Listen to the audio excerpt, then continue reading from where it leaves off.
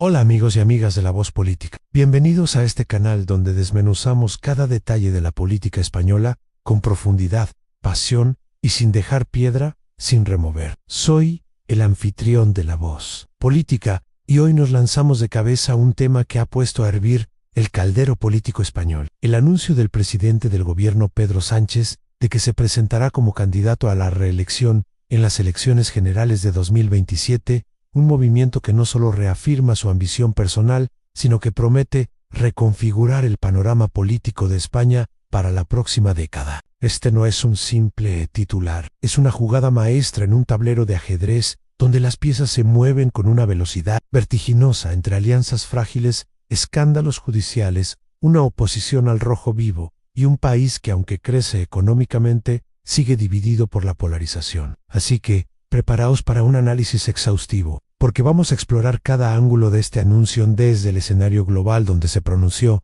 hasta las raíces históricas del sanchismo, los retos internos del Partido Socialista Obrero Español, las embestidas de la oposición, los logros y sombras del gobierno, y lo que esto podría significar para el futuro de España. Cougues d'un café, que esto va para largo, Sánchez va por más. El anuncio que sacude la política española, imaginaos el escenario. Es el 24 de septiembre de 2025 y mientras el otoño pinta de dorado los madroños del Parque del Retiro, en Madrid, Pedro Sánchez está a miles de kilómetros en el corazón de Nueva York, inmerso en el frenesí de la Asamblea General de las Naciones Unidas. Entre rascacielos, diplomáticos y el murmullo de las grandes decisiones globales, Sánchez concede una entrevista al influyente medio económico Bloomberg. El periodista John Micklethwait, conocido por no andarse con rodeos, le lanza una pregunta que resuena como un disparo en la noche. ¿Se presentará usted a las elecciones generales de 2027? Sánchez, con esa mezcla de serenidad y audacia que lo ha definido durante años, responde sin titubear en sí. Sin duda lo haré. Es algo que ya he hablado con mi familia y con mi partido. Si me lo permiten, estoy seguro de que podemos repetir la mayoría y seguir adelante con el trabajo que hemos iniciado. Boom. En ese instante, las redes sociales estallan, los titulares de los medios digitales se multiplican como luciérnagas, y el debate político en España se enciende con la fuerza de un incendio forestal. No es solo una declaración, es un guante arrojado al ruedo, un desafío directo a la oposición, un grito de guerra a sus bases, y una apuesta arriesgada por la continuidad de su proyecto progresista en un país donde la polarización es el pan de cada día. El timing, ¿por qué Nueva York? ¿Por qué ahora? El escenario no es casual. Sánchez no elige Nueva York por capricho, ni el momento por descuido. La Asamblea de la Organización de las Naciones Unidas es una vitrina global, donde España busca consolidar su papel como potencia media confiable. Sánchez llega con una agenda cargada. Defiende un alto el fuego en el conflicto de Gaza, impulsa la transición ecológica global, con propuestas ambiciosas para reducir emisiones, y refuerza la imagen de España como un actor clave en la diplomacia europea. En este contexto, su anuncio trasciende lo nacional. Es un mensaje a los inversores internacionales, a los líderes europeos y al sur global. España tiene un proyecto sólido y yo lo lideraré, al menos, hasta 2031. Pero también es un guiño a su base electoral en casa, que necesita un empujón de optimismo en un momento de incertidumbre. Las encuestas, como las del CIS o Sigma 2, muestran un panorama complicado en el bloque de derechas, liderado por el Partido Popular de Alberto Núñez Feijóo y Vox. Ronda el 45-50% de intención de voto, mientras que el progresista, con el Partido Socialista Obrero Español y Sumar, se estanca en torno al 40%. Sánchez, apodado el experto en remontadas por Bloomberg, sabe que debe movilizar a la militancia socialista desde ya. 2 años antes de los comicios, y lo hace con un mensaje claro: podemos repetir la mayoría. Es un desafío a la historia reciente del Partido Socialista Obrero Español, un partido que ha resurgido de sus cenizas en más de una ocasión, y una invitación a sus votantes a soñar con una nueva victoria. El camino del sanchismo, una década de resiliencia para entender el peso de este anuncio. Hay que retroceder en el tiempo y repasar la trayectoria de Pedro Sánchez. Su ascenso al poder comenzó en junio de 2018, cuando una moción de censura histórica derrocó a Mariano Rajoy, entonces líder del Partido Popular, hundido por el escándalo de corrupción de la Sánchez asumió la presidencia en un contexto de fragilidad parlamentaria, apoyado por una coalición heterogénea que incluía a Podemos, ERC, PN5 y Bildu. Desde entonces, ha navegado por aguas turbulentas, con una habilidad que sus detractores critican como oportunismo y sus seguidores celebran como genialidad estratégica. En 2019, ganó las elecciones generales con 120 escaños, tras superar una crisis interna en 2016 que lo vio defenestrado por los varones del Partido Socialista Obrero Español, solo para regresar triunfante en el 38 grados. Congreso del partido en 2017, a la pandemia de COVID-19, en 2020,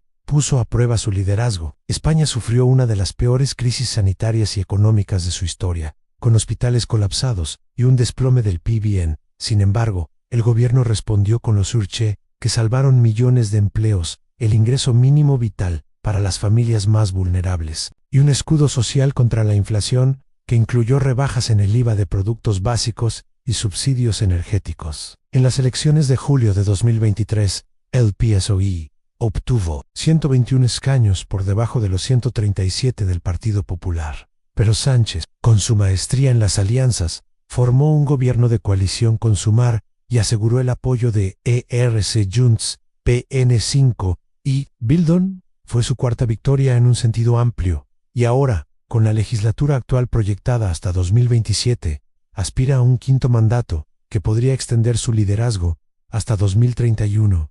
Así lo logra. Igualaría el récord de Felipe González, quien gobernó durante 13 años y medio, entre 1982 y 1996, pero este camino no ha estado exento de sombras. Los pactos con independentistas catalanes, especialmente la amnistía para los líderes del proceso aprobada en 2024, han sido un arma de doble filo. Le han permitido gobernar, pero han alimentado las críticas de la derecha, que lo acusa de vender España a los separatistas. Además, escándalos como el caso Coldo, que salpicó al exministro José Luis Ábalos y al número 3 del Partido Socialista Obrero Español, Santos Cherden, han erosionado la imagen del partido. Y luego están los casos judiciales que rodean a su entorno cercano, a Begoña Gómez, su esposa, investigada por presunto tráfico de influencias en contratos universitarios, y su hermano, David Sánchez, enviado a juicio por prevaricación en Badajoz. Sánchez defiende su inocencia con vehemencia, denunciando una cacería judicial orquestada por la oposición.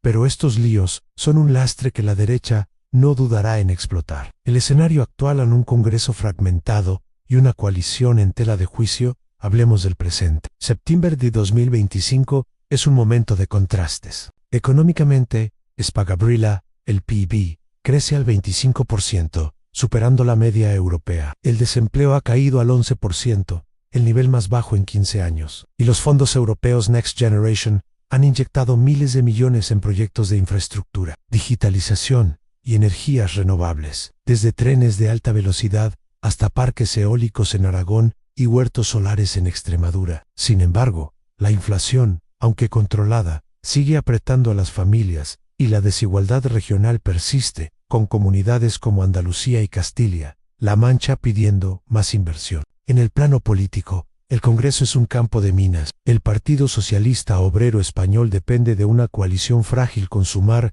que atraviesa una crisis interna tras la salida de Podemos del grupo parlamentario en 2024, y las tensiones con Yolanda Díaz, cuya liderazgo se tambalea por la fragmentación de la izquierda. Los socios nacionalistas, como ERC y Junts, exigen cada vez más a cambio de su apoyo. La reciente votación fallida sobre la delegación de competencias migratorias a Cataluña, donde Sumar se abstuvo y Podemos votó en contra, es un ejemplo claro de las grietas en la coalición. Emiliano García Paich, presidente de Castilla-La Mancha, ha sido vocal en su crítica. No se puede gobernar de perfil bajo con independentista, dijo en una entrevista reciente, reflejando el malestar de los varones regionales del Partido Socialista Obrero Español a la oposición an incendio forestal. Si las tensiones internas son un polvorín, la oposición es un incendio forestal. El Partido Popular, liderado por Alberto Núñez Feijóo, ha redoblado sus ataques, calificando al gobierno de agotado y sin mayorías estables. En el pleno del Congreso del 24 de septiembre, Feijóo soltó una frase que resonó en los titulares. A las elecciones de 2027 se presentarán 3 ultraderechas, y vamos a ganarles a las 3. No es solo retórica. El líder popular huele sangre y se prepara para un posible adelanto electoral, aunque Sánchez lo descarta tajantemente. Vox, con Santiago Abascal al frente, va más allá. En programas como el programa de Ana Rosa, Abascal ironizó que Sánchez se presentará en 2027 y en 2037 también, insinuando un atrincheramiento en el poder. Isabel Díaz Ayuso, presidenta de Madrid, ha sido especialmente virulenta comparando la Moncloa con un culebrón caribeño por los escándalos judiciales. Y aquí entra el elefante en la habitación en los casos que rodean al entorno de Sánchez. El juez Juan Carlos Peinado avanza en la investigación contra Begoña Gómez, acusada de presunto tráfico de influencias en contratos universitarios, mientras que David Sánchez, hermano del presidente, enfrenta un juicio por prevaricación en Badajoz. Desde Nueva York, Sánchez defendió con pasión a mi hermano y mi mujer son inocentes. La verdad acabará imponiéndose, y cuando se demuestre, quiero que tenga la misma repercusión mediática